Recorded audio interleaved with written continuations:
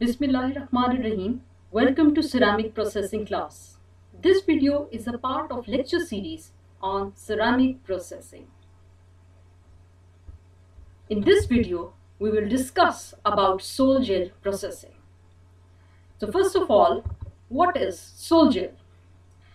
The sol gel process is very long, known since the late 1800s. The versatility of the technique has been rediscovered in the early 1970s, when glasses were produced without high temperature melting process. Sol gel is a chemical solution process which is used to make ceramics and glass materials in the forms of thin films, fibers or powders. In sol gel processing, a sol is a suspension of colloidal particles in a liquid or in a solution of polymer molecules, while the gel refers to a semi-rigid mass formed when the colloidal particles are linked to form a network, or when the polymer molecules are cross-linked or they are interlinked. So the term sol gel is a process that involves the preparation of a sol, the gelation of a sol, and the removal of the liquid. It is widely used for the preparation of ceramic materials, which is the design material in this course. There are two different types of sol gel processing which we commonly distinguish. Number one, the particulate or the colloidal gel route. The particulate gel route is a route in which the sol consists of dense colloidal particles having a range of 1 to 1000 nanometers, while the other sol gel route is the polymeric gel route, in which the sol consists of polymer chains, but it does not have any dense particle having a range. It has a range of 1 nanometer. In many cases, when the particle size approaches to a lower limit of the colloidal size range, then it is very difficult to distinguish between the routes. Either the end product has been prepared by the particulate gel route or by the polymeric gel route. Now comes the procedure. How to prepare a sol gel, a material by using the sol gel method. Here you can see a schematic diagram that shows the route, the sol gel route, how a dense or the final dense ceramic material can be obtained. Here comes a precursor solution, and these are the uniform particles. Combination of these, it forms a solution of metal organic compounds. So in the first step, this metal organic compound solution is formed, and this metal organic solution is called the solution of metal alkaloids, or it can be called as sol, which consists of metal alkaloids. And you can see over here that these particles are dispersed in the solution, and this solution, the precursor solution, is usually a mixture of water and appropriate alcohol. After the preparation of sol under constant stirring at temperature which is slightly above room temperature, normally it is taken to be 50 to 90 centigrade, and with suitable concentration of reactants and pH of the solution, which is also very important, two reactions, the reaction of hydrolysis and the condensation reaction takes place, which leads to the formation of this gel, and this is the formation of polymeric chains.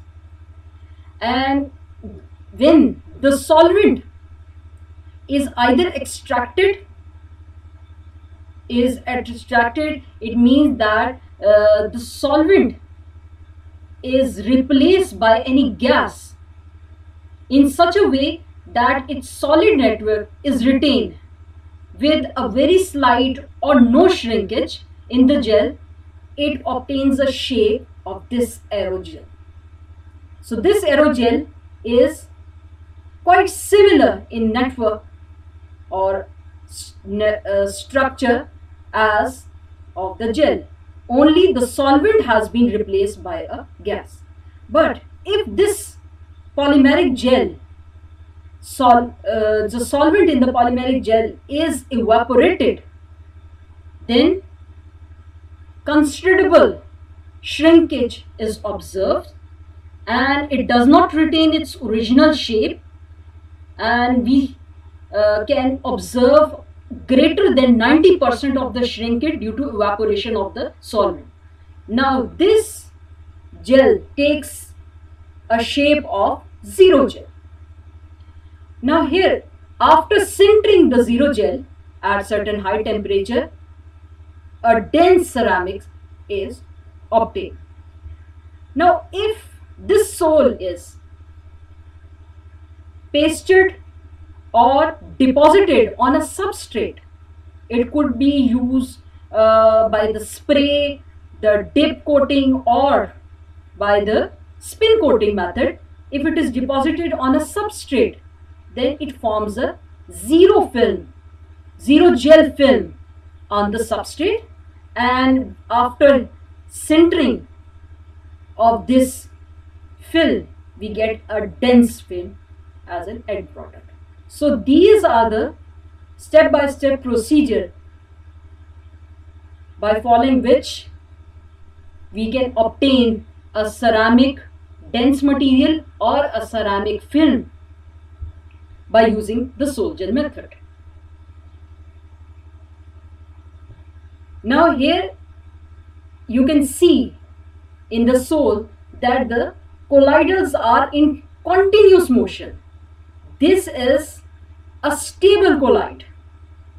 When a sole has a stable colloid, then the colloids are continuously in motion and they are doing Brownian motion.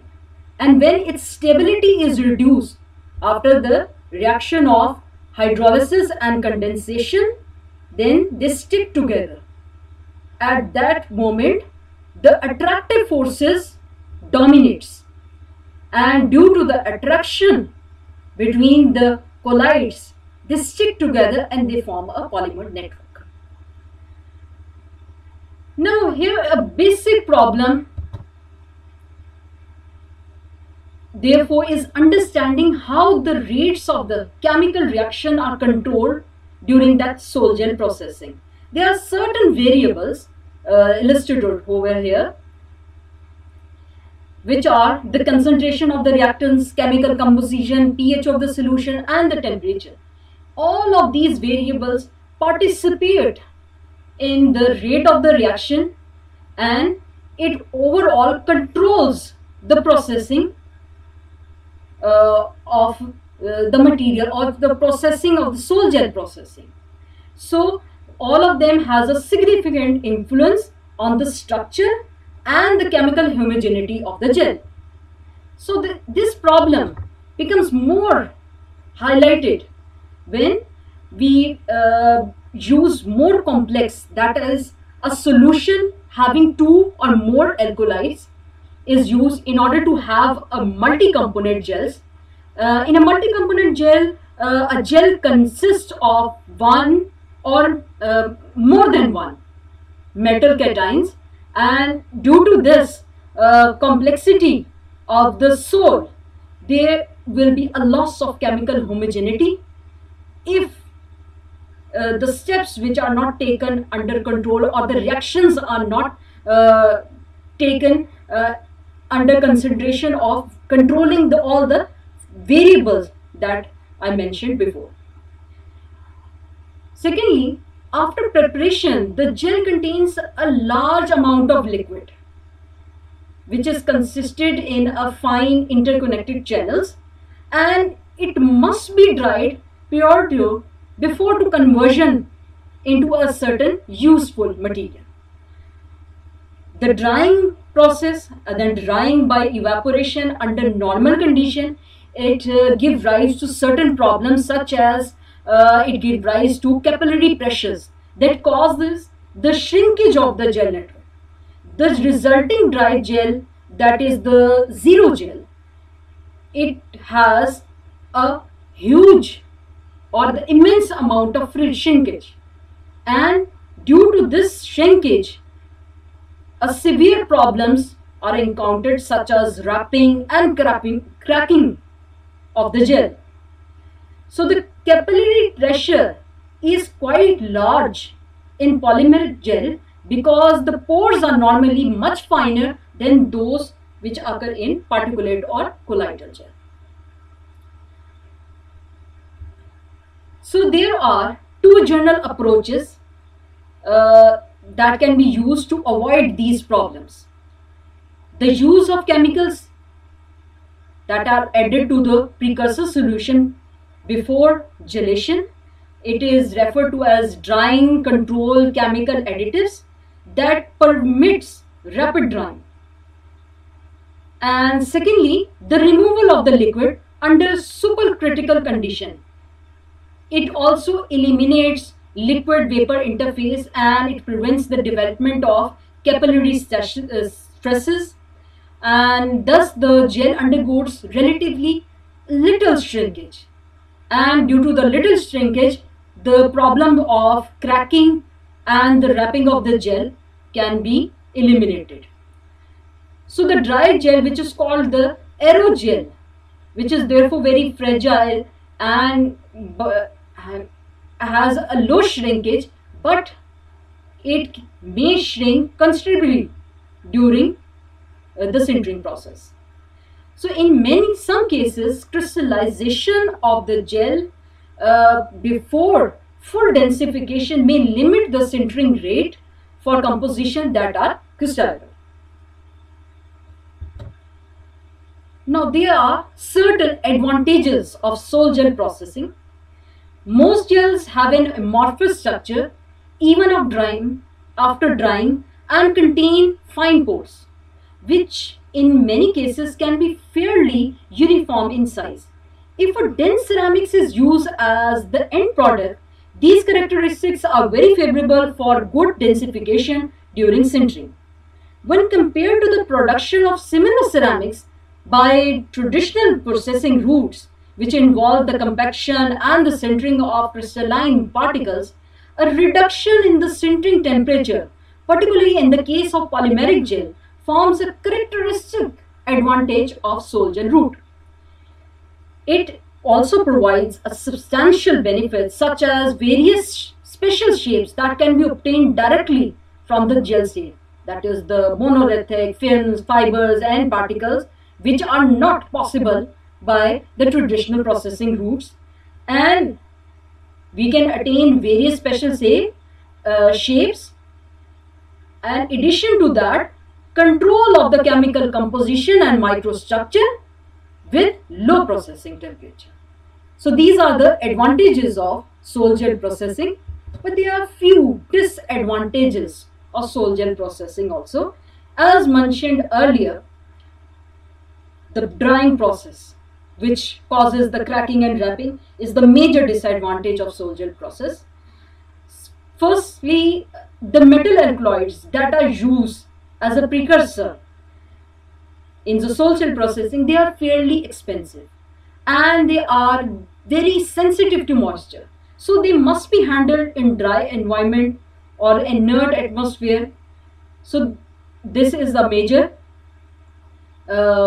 problem with the sol gel processing, that its precursors are expensive.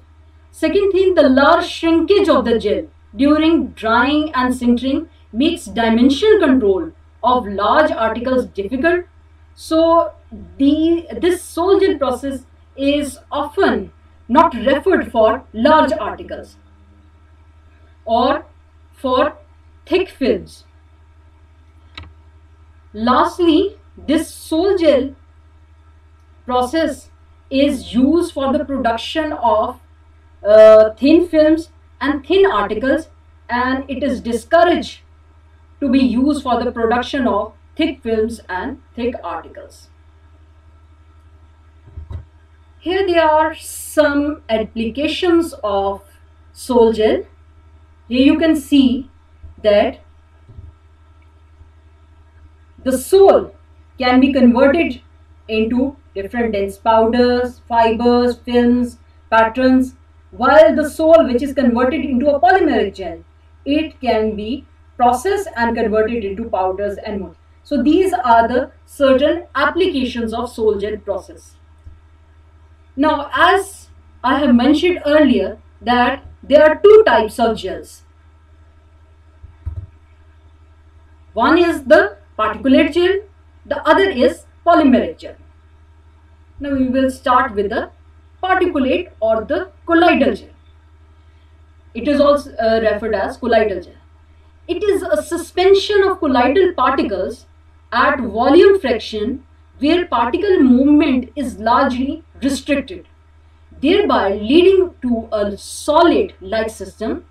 Particulate gels consist of a skeletal network of essentially anhydrous particles held together by surface forces, with the structure of the particles normally corresponding to that of the bulk solid with the same composition.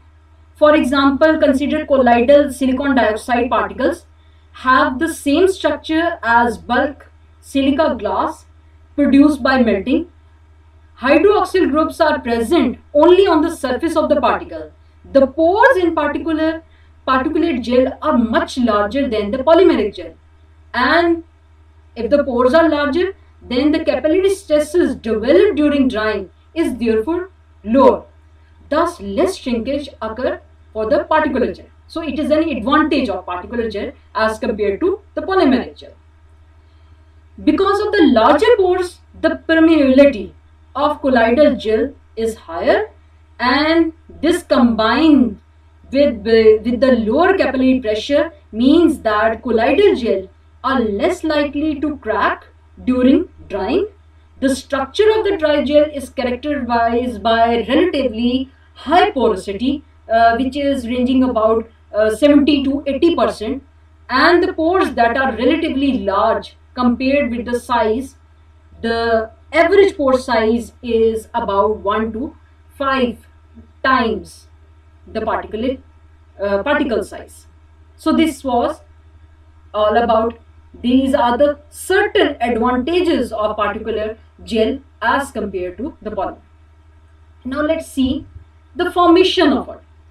Particulate gel, here you can see that, are commonly prepared by stable colloidal suspension and by reducing its volume by evaporating some of the liquid, or if you reduce its volume by evaporating liquid, its stability is disturbed, and when the stability is reduced, the colloids stick together. So here sedimentation is formed. Here the colloids settle down at the, now they are not dispersed homogeneously inside the sol, and this stability is reduced by addition of an electrolyte such as acid, base or a metal, and this stable colloid solution in the particle are dispersed in a liquid when the volume of the colloidal solution is reduced by evaporating some of the liquid or by addition of an electrolyte such as acid, base or a metal, salt, sediments, and the flocculated colloids are formed. And if you give some time to this, if this gel is aged, then you form a flocculated type of colloid. So due to decrease in stability, the attractive, that which is the van der Waals forces, it dominates, and particles stick together and form a flocculated colloid or a polymeric type of network.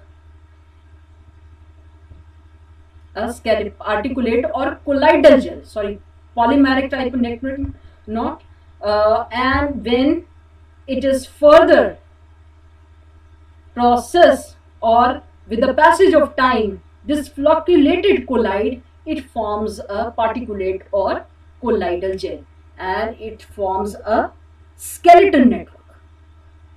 Here it can be seen over.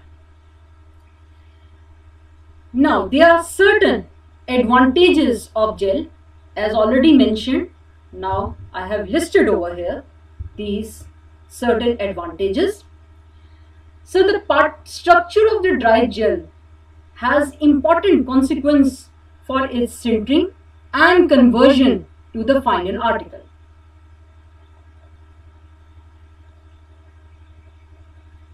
Densification of amorphous materials during sintering occurs by viscous flow because of the large pores.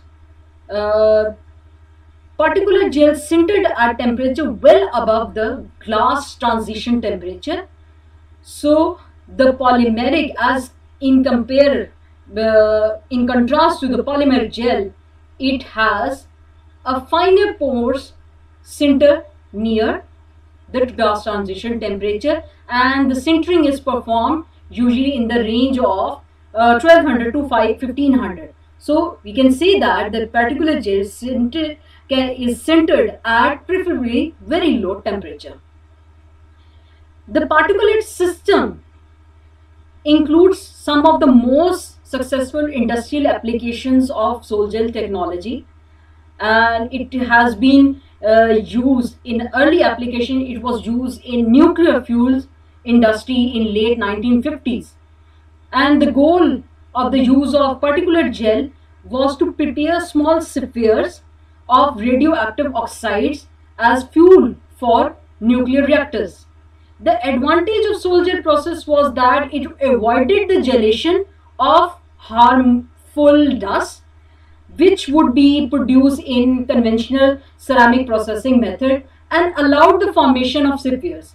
The spherical shape was achieved by dispersing an aqueous sol in any organic liquid, so that sol would form into small droplets and each.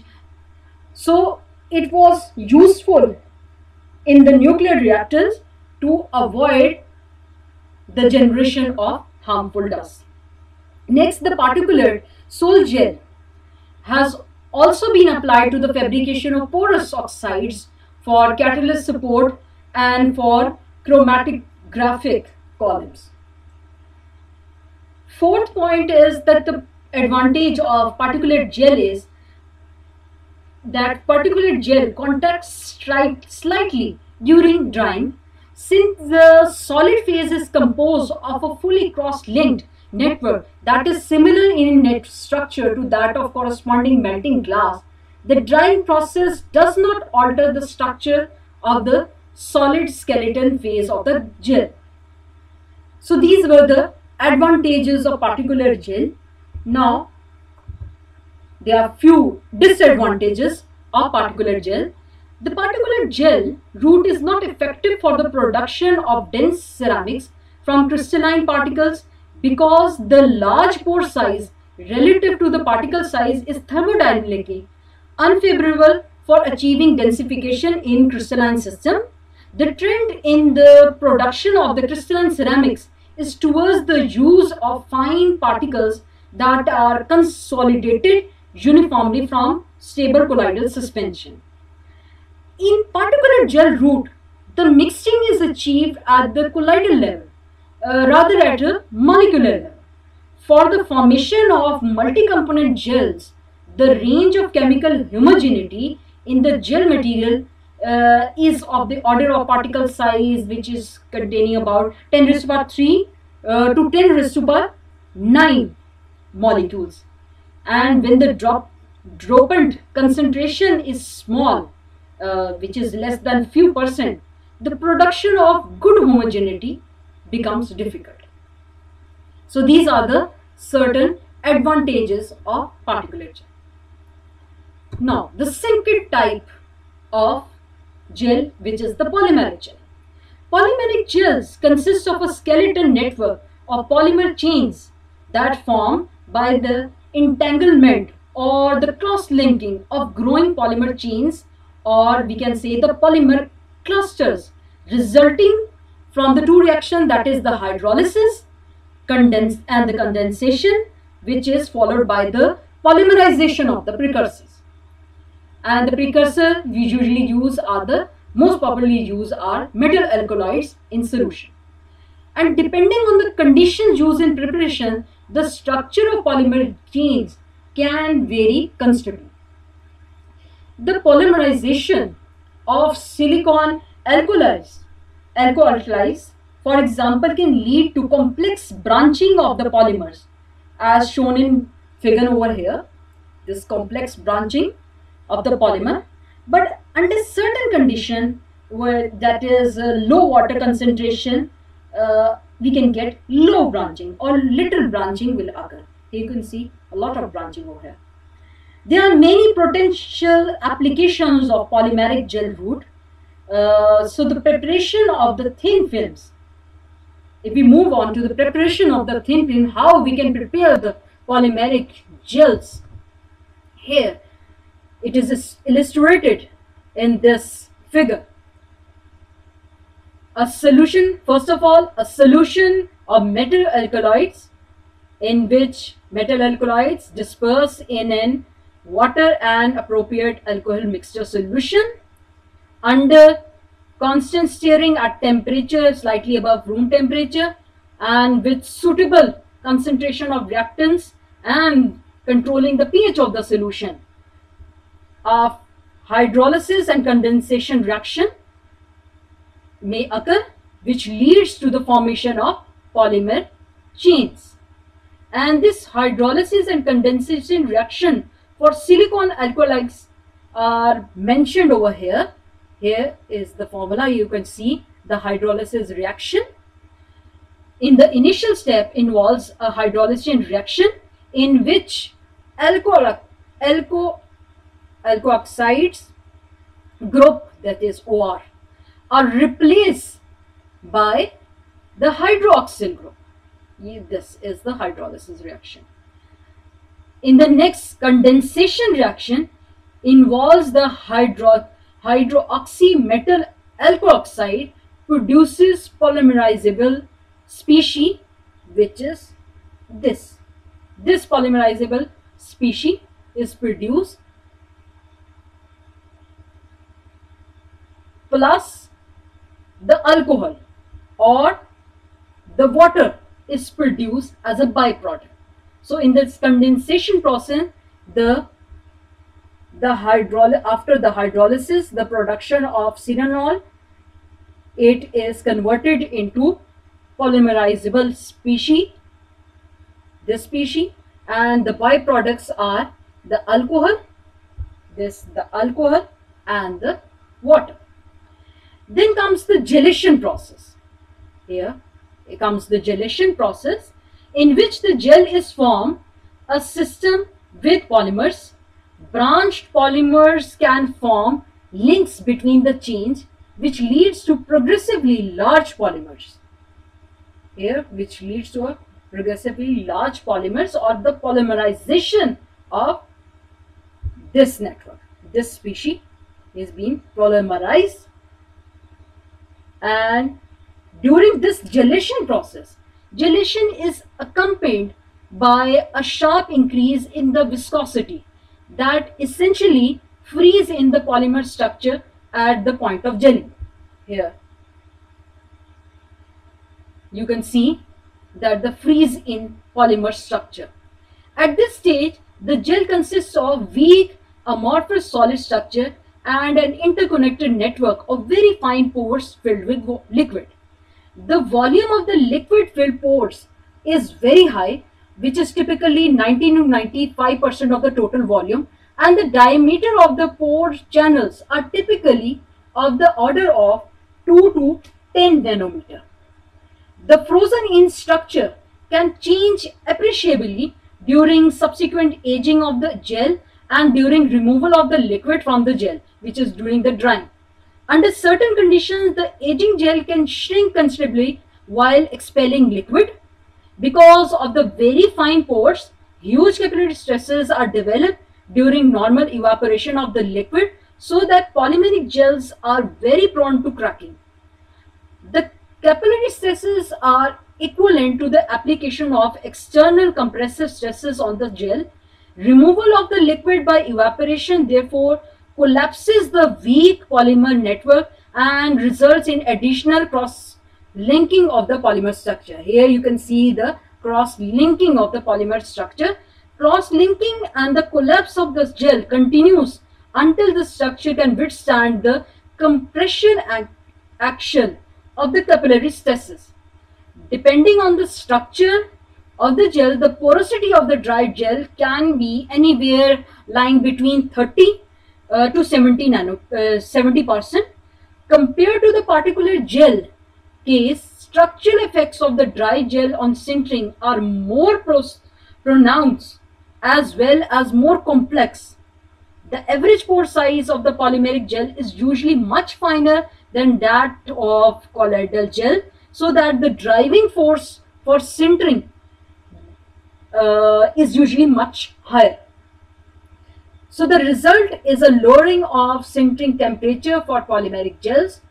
For in this case of silicon dioxide, viscous sintering of polymeric gel occurs, that is generally between 800 to 1000, and you can get a dried gel in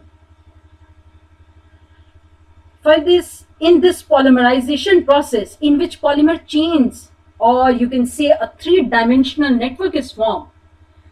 Monomer polymerize to form particles, followed by growth of particles, and finally linking of particles into chain.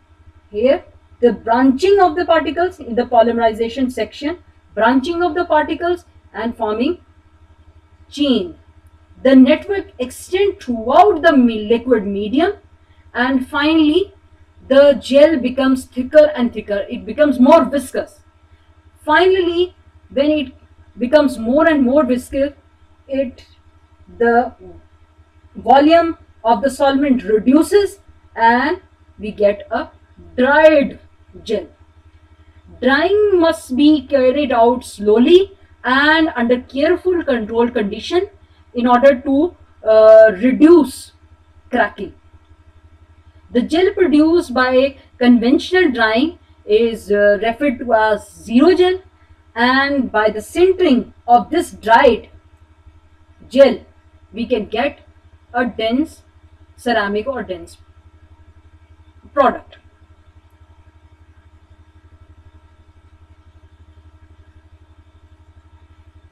So the effect of heating rate, at which temperature you can heat the polymeric gel, or the effects of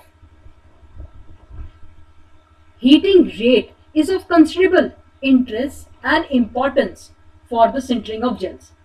For polymeric gels, the behavior depends on the interplay between the hydroxyl content of the gel and the time available for sintering. It is commonly observed that above a certain value of heating rate, the shrinkage curve shifts to a lower temperature with increasing heating rate. And this is because more rapidly heated gel retain more hydroxyl groups, which lowers the viscosity and offsets the shorter time available for sintering. Isothermal sintering of polymeric gels leads to rapid increase in the viscosity, so the densification rate decreases drastically. It is therefore advantageous to increase the temperature continuously during sintering, so that the rising temperature will compensate the loss of hydroxyl groups and the corresponding increase in viscosity. Because as the hydroxyl, during the sintering, hydroxyl group is being removed, the viscosity is increasing. In order to compensate that, we have to alter the temperature throughout the process. Faster the heating rate, lower the temperature at which densification is completed. However, this applies when crystallization does not interfere with the densification. Extremely fast heating rates can lead to undesirable effects such as incomplete burnouts of the organics and the trapped gases that expands and cause cracking or blotting of the article. The maximum heating range must be determined empirically for each gel. So there are certain advantages and disadvantages of sol gel process in which polymeric gel route when used. First of all, high purity is achieved by polymeric gel, high chemical homogeneity with multi-component system, low temperature or the low processing temperature, and it is used for the preparation of ceramic, glasses, and with certain all novel composition it can be used for that preparation, and the ease of fabrication of special products or having the special shapes it can be used for it. But there are certain disadvantages of polymeric gel.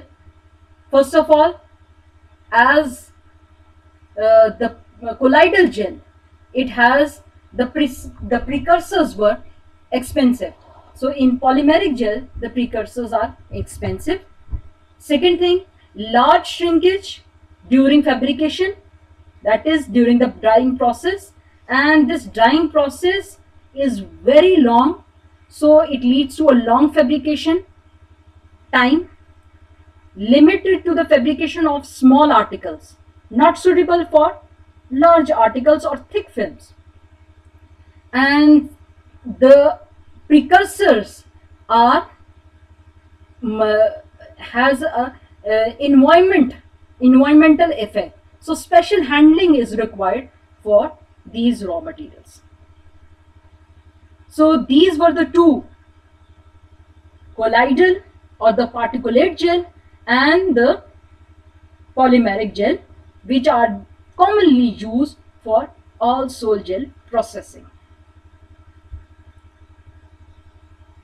Now let's move on to an important variable that plays a vital role in every sol gel processing, that is the effect of pH.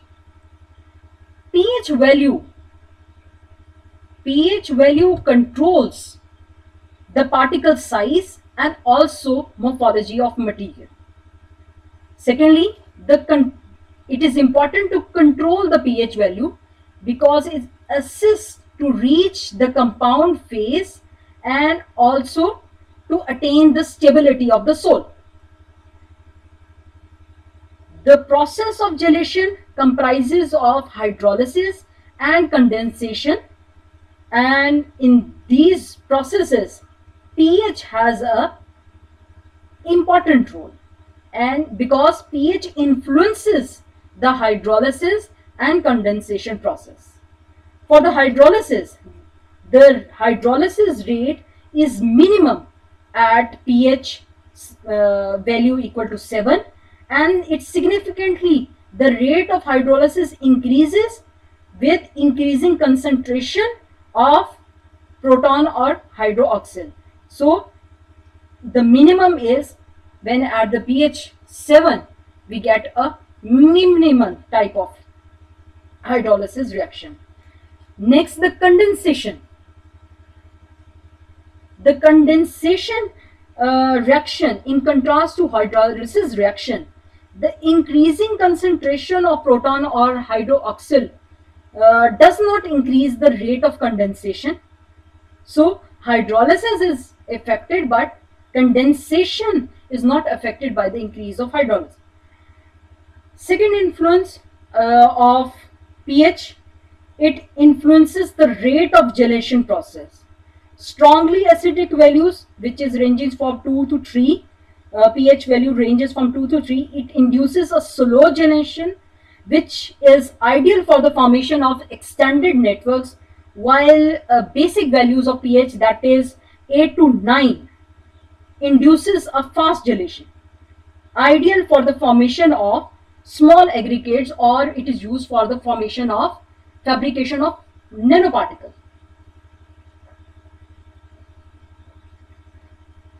Now the sols are the thermodynamically unstable system with high free surface energy and can exist only in the presence of stabilizing colloids. One of the most effective ways to stabilize the soul is the electrostatically controlled by the system controlled of system by pH. It means that by controlling the pH, you can control the stability of the soil. Now, another process in the soil gel processing is polymerization. pH, the value of the pH has a great influence on this polymerization process. The polymerization of aqueous silica, if we consider an example of a silica, it is divided into three appropriate pH domains. pH value equal to 2, pH value ranging from 2 to 7, and pH value equal to 7. The value of 2 occurs as a boundary is that the point of zero charge, where the surface charge is 0, and the isoelectric point where the electromorphic mobility is 0. Both occurs close to this pH value. Isoelectric point is the pH at which a molecule carries no net electrical charge, or we can say it is electrically neutral. While the electrophoretic is the motion of dispersed particles which is relative to a fluid under the influence of spatially uniform electric field. If the pH value is 7, it forms another boundary because the solubility and the dissolution rates of silica are maximized at or above this pH value, which is 7. Because the appreciable surface charge creates a significant repulsion so that the particle growth occurs without aggregation or gelation. So this point is when the colloids are in a stable state.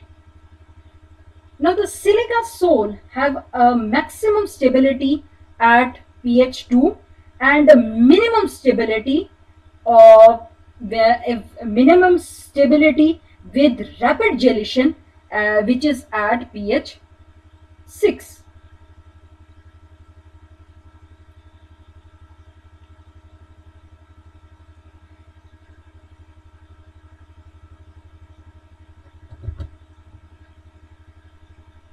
Now the effects of pH on stability.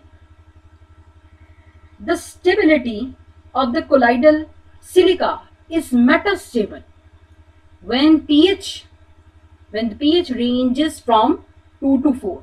This is the metastable range, which means that colloidal silica could stay for a shorter time. Here colloidal silica, it is a metastable state, here where it ranges from 2 to 4.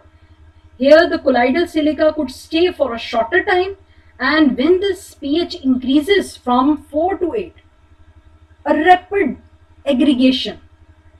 You can see a rapid aggregation resulting in an increase of mean particle size. Mean particle size is increased between 4 to 8 of the process. Here the 4 to 8, the range of pH, rapid aggregation, and the particle size increases. Shaded area here and the white areas in between are the approximate zones which corresponding to the behavior predicted by DLVO theory. So the instability of the colloidal silica leads to an increase of mean particle size. The colloidal silica keeps great stability at 8 to 10.5, and the mean particle size of the colloidal silica also increases. Here the particle size grows. Near the isoelectric point, where there is no electrostatic repulsion, growth and aggregation occurs together, and may be indistinguished.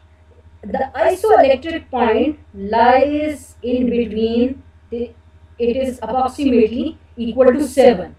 Here at this zone, both the rapid aggregation and the growth particles both occurs together. Now the DLVO theory explains the tendency of colloids to agglomerate or remain discrete by combining the van der Waals attraction curve with the electrostatic repulsion curve to form the net interacting energy curves. So the DLVO theory, these shaded areas are based on the DLVO theory, who divides the areas in between the zones and its behavior, whether the colloids will be stable or unstable depending on the pH. It was explained by DLVO theory. In order to understand the DLVO theory, it is important to understand the zeta potential. Zeta potential develop between two oppositely charged layers or double layer. Here you consider a negative charge surface particle having a negative surface charge. It absorbs positive ions on its surface that get strongly bonded to a surface and forms a layer. This positive layer attracts negative ions, and this layer forms a layer which is known as the Stern layer. And this positive ions attracts negative ions, and the negative ions, while some additional positive ions, here some additional positive ions you can see over here, also approaches the surface, but now they are repelled by the Stern. This layer repels this positive ions which are trying to be get attached to the surface. Thus a charged atmosphere surrounding the Stern layer is created, which is known as the diffuse layer. After the formation of this two double layer, a potential difference is created, and we know that when there are separation of charges, this is positively charged, this is negatively charged, and when there is a separation of charges, we get a potential difference. And this separation of potential, or the potential difference which is created within the Stern layer and the diffuse layer, is known as the zeta potential. Now the magnitude of the surface potential is related to the surface charge and the thickness of the double layer. Here the thickness of the double layer. In the figure it can be seen that as we leave the surface, the potential drops roughly nearly in the cell. As is the lead, it drops. Here is the Stern layer. As we leave the surface, the potential is dropping and exponentially to diffuse layer. This is the diffuse layer. A point here with the diffuse layer. It is exponentially decreasing, approaching to a zero at the imaginary boundary, which is known as the slipping layer. This imaginary boundary around the diffuse layer is creating the slipping layer. These ions are free to move. They can move. They are not strongly bonded with the surface, so they can move, and due to their motion, the thickness of the diffuse layer can vary. So slipping layer is an imaginary plane about this double layer. So the potential curve indicated over here, it is useful to indicate the strength of electric force between the particle and the distance at which these forces come into play. More the distance from the colloid, the potential decreases, and it decreases exponentially. Now comes the DLVO theory. In the DLVO theory, it is a theory of colloidal dispersion stability, in which zeta potential is used to explain that as two particles, these two particles that are considered to be negatively charged, having absorbed positive ions on this surface, that forms a Stern layer, and these Stern layer attracts negative ions, that forms a diffuse layer. When these layers interact with each other, when the two particles, this particle and this particle, these two collides, approach towards each other, their ionic atmosphere, this is the ionic atmosphere, the layer having the negative ions, they overlap and a repulsive force is produced. In this theory, two forces are considered to impact on colloidal stability. One is the van der Waals forces and other one is electric double layer force. As you know that the van der Waals attractive force occurs between atoms and molecules, and it is originated from dipole-dipole interaction. So in order to attain the stability, what is required? It is required to overcome this van der Waals attractive force by introducing repulsive force. So the total potential energy is the sum of attraction potential and the repulsion potential. Here you can see in a diagram the two forces, the attractive force and the repulsive force. When the two particles approaches each other, it can be illustrated in the diagram, electrostatic repulsion increases and the interface between the electrical double layers increases. Meanwhile, the van der Waals attraction increases as they get closer. So the combination of the forces results in a deep attractive well, which is referred to as primary minimum.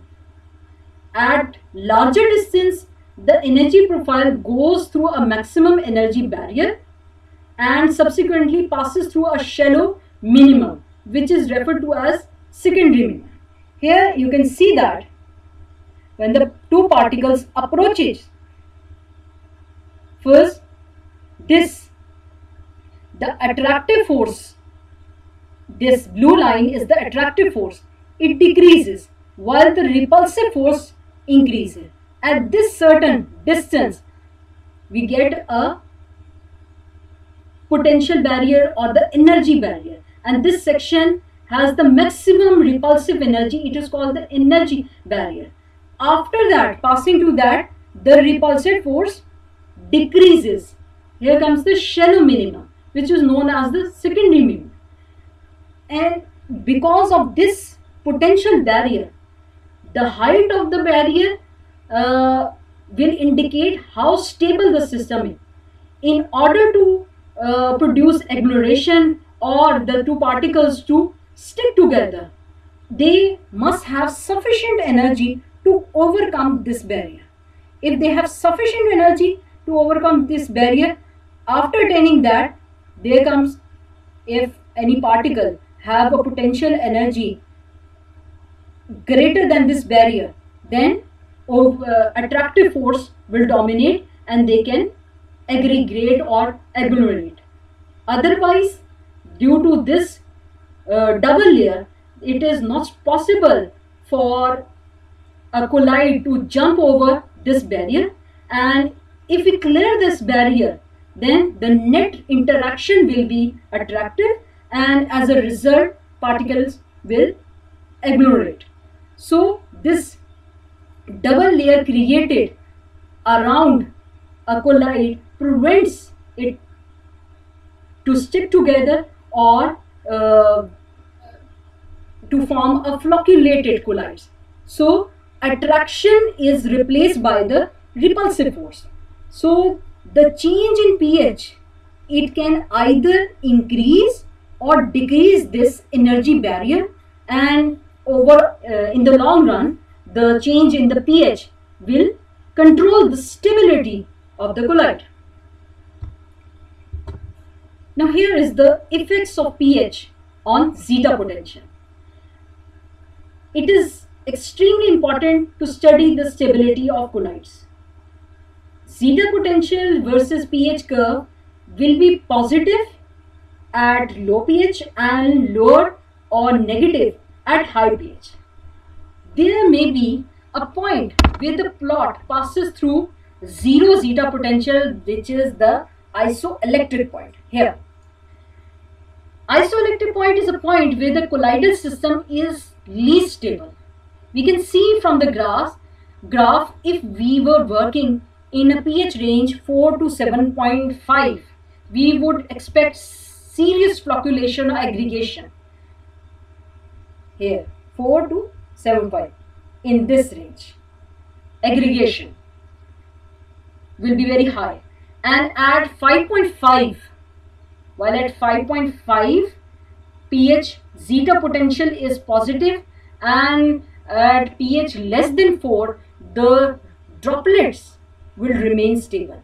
Here the droplets remain stable and the zeta potential is positive, and the zeta potential is positive for it is about greater than 9 to onwards, but the potential is negative. So this figure illustrates how pH influences the zeta potential, and the zeta potential influence the stability of colloid. Now let's discuss the effect of pH, various ranges of pH that affects the polymerization process. First of all, polymerization in the pH range below 2. The gelation time decreases with decreasing pH below 2. The polymerization rate is proportional to the protons or hydroxyl present in the solution. The solubility of silica in this pH range is very low, and for moderate acidates, which is at the pH 0 to 2, the silica species should not be highly ionized.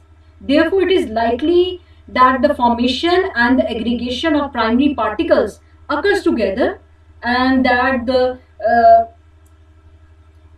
aggregation can contribute little to the growth after the particles exceed a diameter of 2 nanometer. As a result, a gel network are composed of exceedingly fine particles. Next is the range, polymerization range from 2 to 7. Here the gelation time decreases with increasing pH. 2 to 7, here this. The gelation time decreases with the increasing value of pH, and it is generally assumed that above the isoelectric point the gelation rate is proportional to the hydroxide. Increasing the hydroxide ion, the gelation will increase, and the particle growth becomes negligible, and here in this range we get a rapid aggregation. So a particle size also grow due to the aggregation ranging from 2 to 4 nanometers, and the gel consists of network or chains of fine particles. Next is the range is above 7, pH above 7. This is 7 and above 7. This is the stable range where sol is stable. In this range, all the condensed species are likely to be ionized and therefore mutually repulsive, and due to repulsion the species remains stable. The particle growth occurs during this range, and aggregation does not happen. A small portion over here is for small range of pH, both particle growth and aggregation occur, while otherwise in this range particle growth occurs without any aggregation. And if we use any salt, then the electrostatic repulsion between the particles leads to stable sols without the formation of chains on it. In order to here, if we does not use any salt, then there are some chances that particle growth along with some aggregation occurs. And if we use salts, and if we are increasing the concentration of the salt, then we can produce particle growth without aggregation. So aggregation during the gelation time can be avoided by use of any salt. And subsequently, it can be seen that the time for gelation is rather increase dramatically. It reduces the gelation time with the use of salts. Next is the effect of pH on the solubility. Greater solubility of silica in this pH range above 7. Here in this figure you can see that above 7 that the solubility of amorphous silica increase for each temperature, and the role of temperature is also highlighted over here, that as you increase the temperature, the solubility range also increases. So here it can be seen that the pH, if the pH value is greater than 7, then we can get a better solubility of silica in the solution.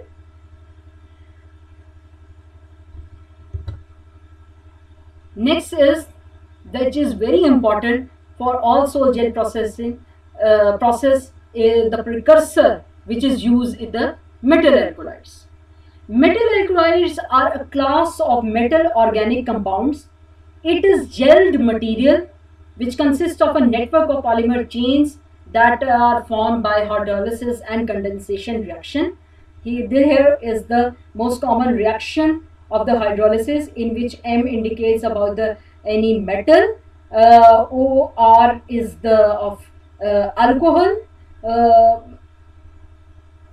alkaline group material. When it is reacted with water during the hydrolysis reaction, it can be seen that hydroxyl proton is replaced by the metal, and the metal which is having a vacancy of X, or the derivative of metal hydroxide, this is the derivative of metal hydroxide which is obtained after the hydrolysis reaction.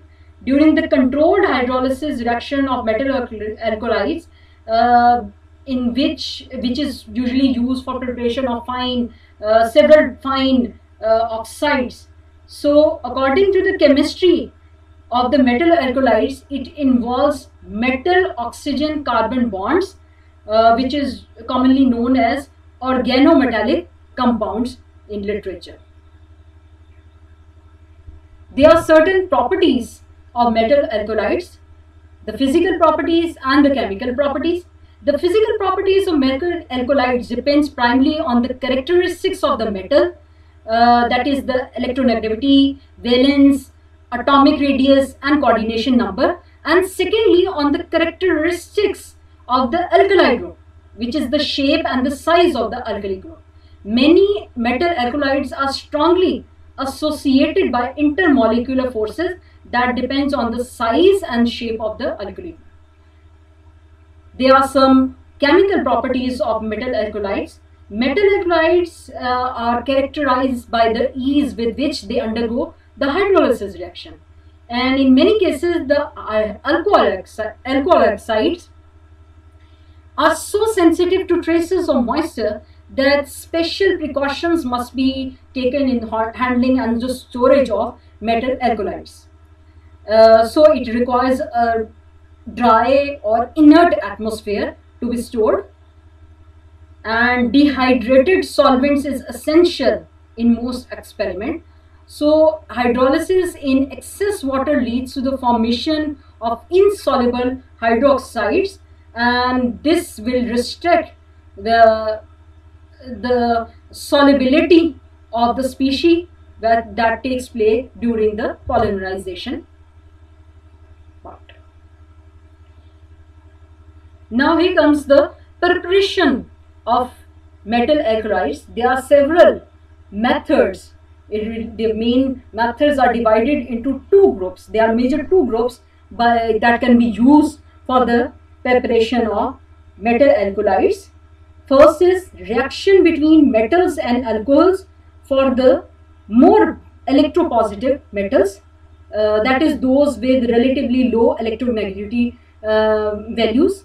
And second, the reaction involving metal chlorides for the less electropositive metals or electronegative elements, those with relatively high electronegativity values.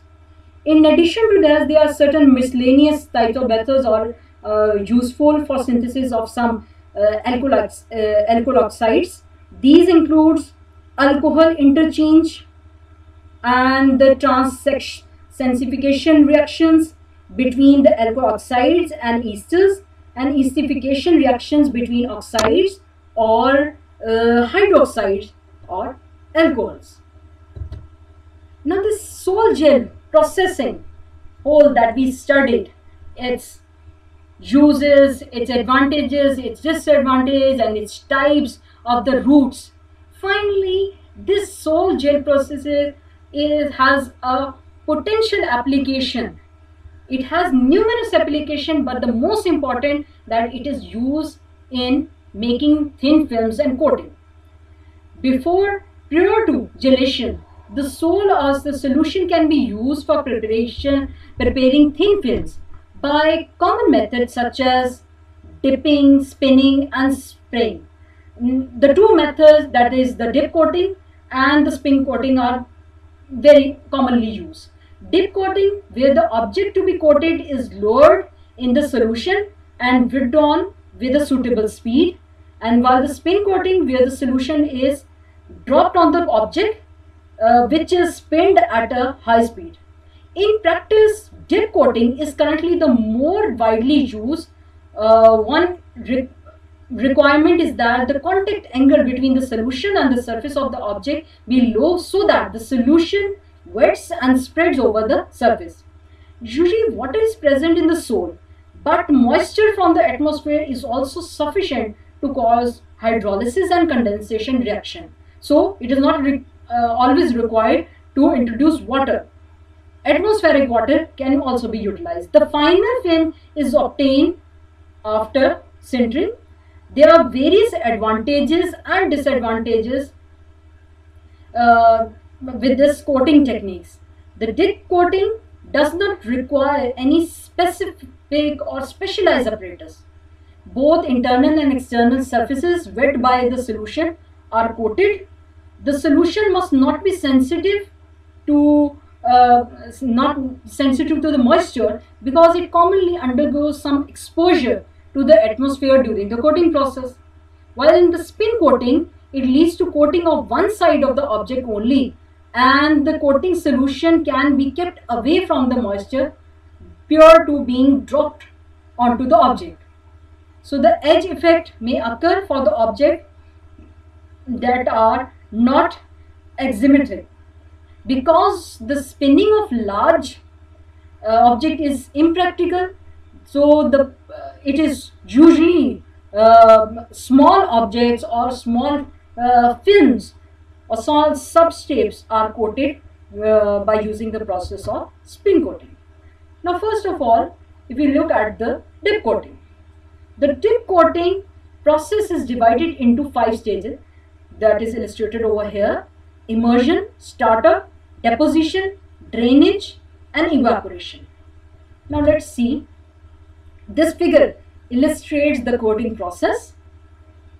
In this, it is a simple process. Immersion first of all, immersion of the substrate into the solution, and then essentially eliminates the startup by continuously number of times you are dipping the substrate into, immersing the substrate into the solution and drawing off. Deposition, some film is deposited on the substrate after the drainage, and this process is repeated several times until you get a reasonable or considerable thickness of the film. And after the drainage, evaporation of the liquid from the substrate or by gelation. Here the evaporation process is from the immersion to evaporation process. This process is repeated several times in order to have the desired thickness of the film.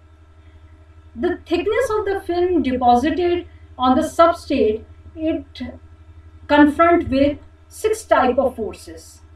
So these 6 forces are the viscous drags upward on the liquid by the moving substrate, the force of gravity, resultant force of surface tension in the concavely curved meniscus, initial force of the boundary layer, the surface tension gradient, and the disjoining and conjoining pressure. These are the 6 forces on which that controls the thickness of the film deposit on the substrate using the dip coating method. Now the next method is the spin coating. Spin coating can be divided into 4 stages, that is the deposition, spin up, spin off, evaporation. As in the dip coating, evaporation may occur throughout the process. Initially, an excess of liquid is deposited on the substrate. A liquid is a substrate, excess of liquid is deposited, and then it is spinned. The spin in order to spread the sol homogeneously on the substrate, and which is initially an excess liquid is deposited on the substrate which is at rest or rotating slowly. In the spin up stage, liquid flows readily outward, driven by the centrifugal force generated by the rotating substrate, while in the spin off stage, excess liquid flows to the perimeter of the substrate, leaving as droplet. As the film gets thinner, the rate of removal of excess liquid by spin off becomes slower because the greater resistance to flow and the greater effect of evaporation in raising the viscosity by concentrating the non-volatile component of the solution. So in the last stage, that is the 4th stage, in which evaporation, in this process, when the evaporated, the film thickness is reduced, and the key stage in film coating is spin off. Apart from edge effect, a film of liquid tends to become uniform in thickness as it gets thinner, and more uniform tends to remain. So with further thinning, provided the viscosity is insensitive to shear and does not vary over the substrate. The reason of strong tendency towards uniformity is the way the 2 main forces balance. That is the rotational induced centrifugal force, which drives really outward flow, and the resisting viscous force. That these 2 forces should be balanced in order to have a homogeneous thickness of the film. So this was all about sol gel processing and its application, its processes, and the 2 types